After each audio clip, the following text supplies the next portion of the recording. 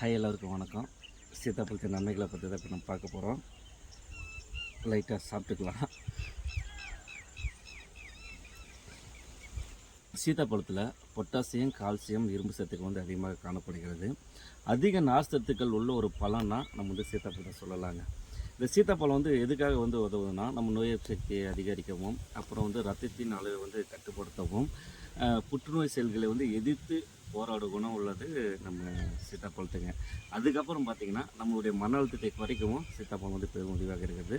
கண்டிப்பாக இந்த வீடியோ உங்களுக்கு பயனுள்ளதாக இருக்குன்னு நினைக்கிறேன்.